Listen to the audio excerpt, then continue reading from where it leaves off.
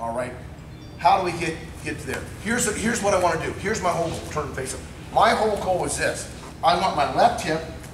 I want to be exactly parallel with Bryce right here. So I got to get myself to this position. And then I want my right leg up, and my left butt cheek's going to set right down here on my left heel. And my shoulder is going to be all the way underneath of his armpit on his chest. And I'm going to reach as high up as I can, and I'm going to lock my hands. Here's where the choke comes in. He lifts his head up, and both my elbows are in right to the mat. And then all I'm going to do is tuck his head and drop. Now guys, me, Mickey, and Marinelli, we all lock different. I like to lock my right palm up, left palm down. Mick likes the other lock. Mick likes left palm up, right palm down. Marinelli, I think, does the dumbest lock in the world, but it must be tight. He likes to lock this lock. All right, I don't care what lock you do, guys. Whichever one you think is the tightest. Now, how do I get to that position? We can get there offensively or defensively. Bryce is on all fours right here. He's on all fours. And I'm going to come to a closed front headlock. That means I'm going to reach over this arm, and I'm going to lock my hands right at his chin. And again, I don't care what lock you do. My right palm is up, right underneath his chin. Just put your hand on that. My left hand comes right over top of that butterfly lock, and I'm right here. From here, I'm going to step my left leg up, and I'm going to drive to my left knee. As I drive to my left knee, guys, my right leg's going to swing right around behind me. I'm going to drive to my left knee here, and then my right leg's going to swing all the way around. I have to get all the way to this position parallel. You guys with me on this? Don't make this difficult. So here we go. I've got my lock right underneath of his chin. I'm now locked over here at the arm, right underneath the chin. Here, I penetrate to my left knee. Right leg swings all around behind me. Look at my shoulder.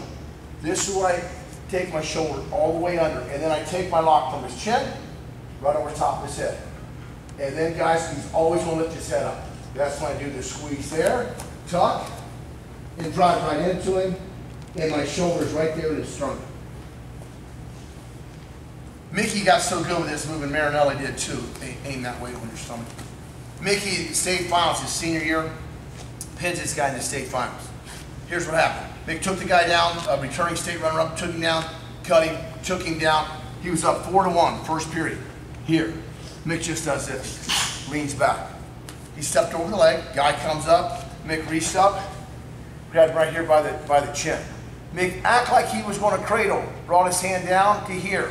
When he did that, guy's thinking cradle, the guy lifts his head up, Mick stepped right off, locked his hands, made that whole transition, tucked, turned this guy over to the back and pin him. I don't know, it's on that minute 38 over there on the wall chart. Yes, sir. What makes this better than like a 3/4 Nelson?